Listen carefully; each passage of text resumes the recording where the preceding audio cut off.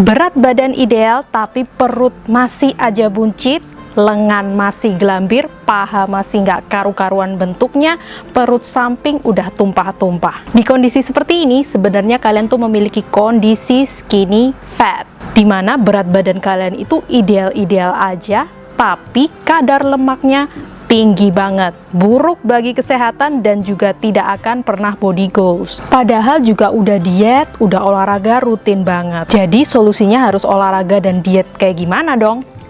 Jawabannya ada di video ini, simak terus. Olahraga yuk. Beratku kan 53 ya toh.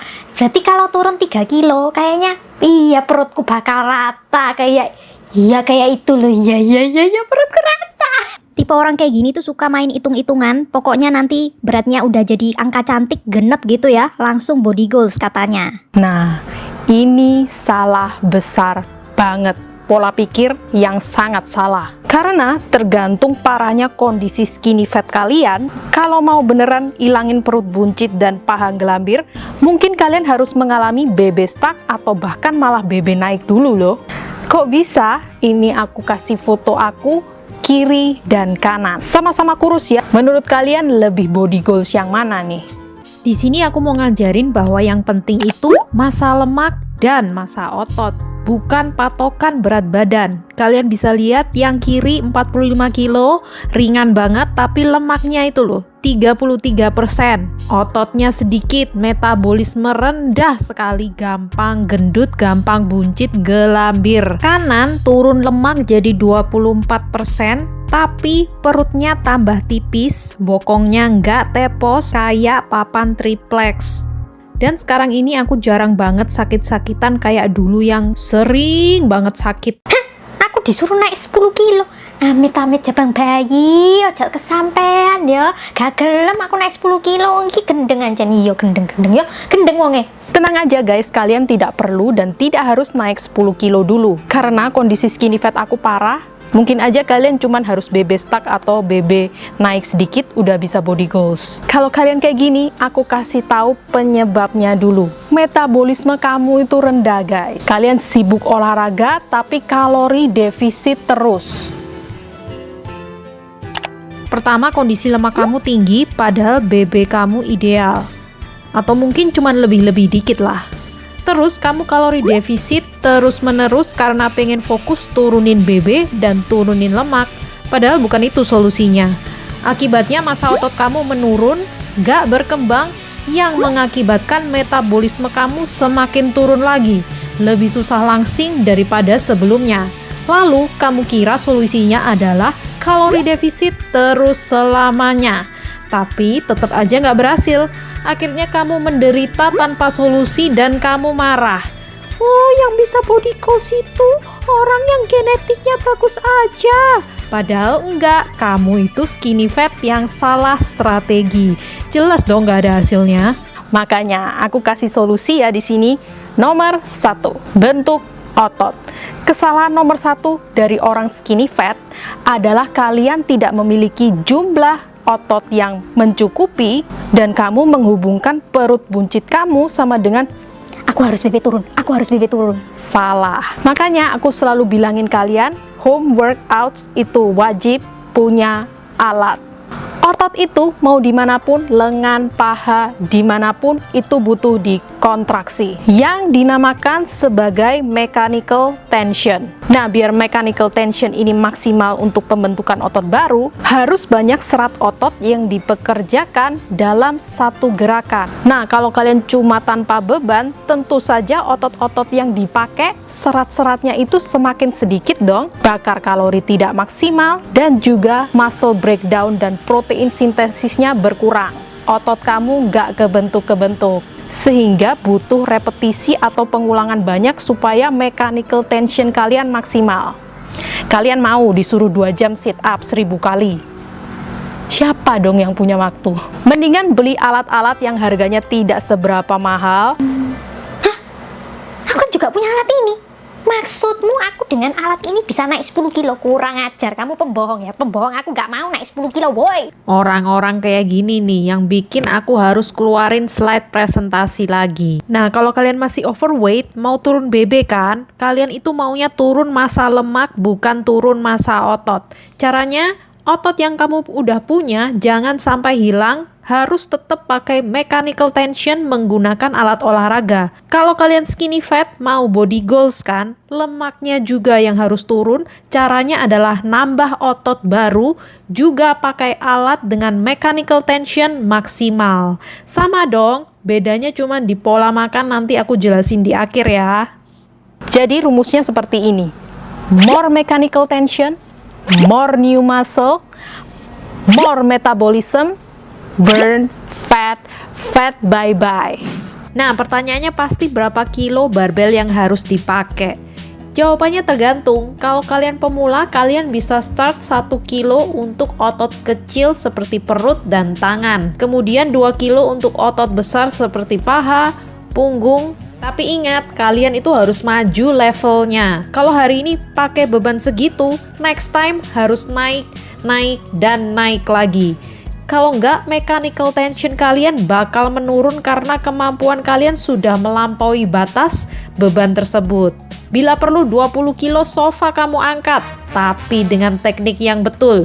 Untuk kalian yang sudah kelas profesional, aku saranin untuk tetap pakai resistance loop band atau mini pilates ball untuk jaga teknik kalian supaya badan kalian itu nggak goyang-goyang, malah yang ada cedera sendi gara-gara tekniknya buruk keburu pengen berat terus. Oke? Penyebab kedua, dan ini yang sering kalian lakukan. Kalian itu suka pilih-pilih olahraga. Sesuai data analitik yang aku punya di YouTube, kalau judulnya cara mengecilkan perut buncit, pasti semuanya pada nimbrung rame banget. Padahal semua olahragaku di YouTube ini sebenarnya mengecilkan perut buncit loh. Intinya, perut buncit mau rata, itu adalah investasi otot. Investasi otot di tangan, di paha, di perut, di punggung, di chest, semua ini harus kita bangun. Ingat guys, jadi setiap hari kita tuh harus melatih anggota tubuh yang berbeda. Sehingga kita tuh body goals, bukan hanya fokus perut, bukan hanya fokus paha. Seperti ini. Siap? Dikit lagi. 5 detik lagi. Nah, alat-alat ini tuh sebenarnya bisa dipakai di olahraga apa aja. Kalian tinggal pasang di kedua lutut. Jadi gerakan apapun itu bisa langsung more mechanical tension. Dan jangan lupa, jangan olahraga perut aja atau paha aja. Semua kita latih dari tangan, perut samping, perut depan, paha. Dan yang paling penting gerakan compound movement seperti ini, squat, yang pakai resistance band dan juga barbell supaya more mechanical tension lagi. Gak bosen-bosennya aku bilang, supaya kita bentuk otot baru. Kalau kalian sibuk investasi di perut sini, misalnya kalian nyimpen 100.000 rupiah ke bank perut. Padahal kalian bisa nabung lagi lebih banyak loh. 500.000 di sini, tapi nggak kalian latih, maunya investasi sini terus. Bank-bank yang lain kosong dong. Halo, where are you? Kosong investasinya. Duh. Orang ini nggak ngerti pertanyaanku. Aku tuh nggak mau berotot, aku tuh mau perut rata, nggak gelambir, body goals itu loh, kayak si itu. Ya pokoknya itu gak ngurus aku, berotot apa enggak itu aku gak ngurus. Nah, kalian coba deh lihat fotoku, nggak usah pakai baju gym ya. Baju apapun yang aku pakai, apakah aku terlihat seperti monster? Atau aku seperti Hulk? Atau aku seperti Captain America? Berat badan yang kita bisa usahakan naik dan turun itu adalah massa otot dan massa lemak. Kalau BB kamu turun 1 kilo tapi yang turun itu massa otot, berarti metabolisme kalian berkurang loh. Kedepannya makin gendut, makin gampang gendut, mau olahraga berapapun susah kurusnya. Kamu kehilangan massa otot, itu ibaratnya uang kamu di bank tadi, itu dicolong. Udah susah-susah investasi nabung, dicolong sama pencuri. Bunga tabungannya pun berkurang. Kamu mau turun BB 1 kilo sih, tapi turunnya dari massa otot. Beda kalau kamu turun 1 kilo tapi turunnya massa lemak yang turun. Kamu bakal kelihatan singset banget sampai tetangga bingung. Kamu tuh turun berapa kilo sih? Berat badan stuck itu bisa aja seperti ini. Massa otot naik, massa lemak turun. Bagus banget, tapi hasilnya di timbangan apa?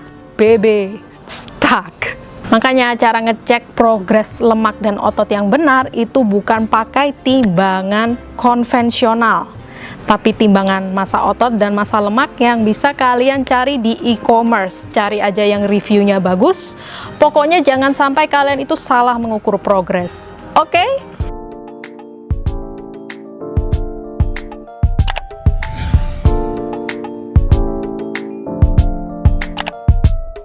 Pertama, kalian fokus kalori cukup, entah maintenance atau surplus, karena kalian mau bentuk otot ya. Terus pastikan juga protein kamu cukup. Kalau kamu skinny fat, pasti protein kamu itu nggak cukup ya, jadi diperbanyak lagi.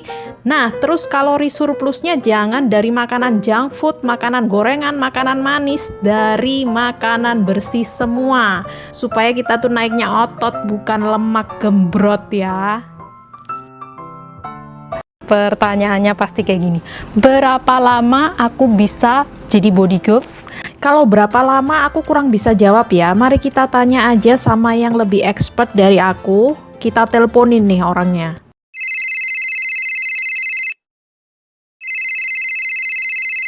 Halo, Mbak Dukun is speaking. Oh iya. Oke. Tunggu ya, saya harus ritual dulu ini. Zoom malaka zoom.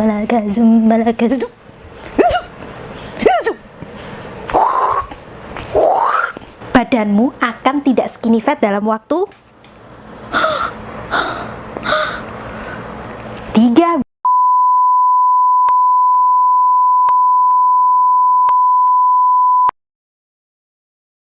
Ingat guys, kondisi tiap orang itu berbeda. Tapi cuman ini caranya. Kalau kalian gak lakuin ini, dijamin BB kalian itu turun, tapi lemaknya gak turun.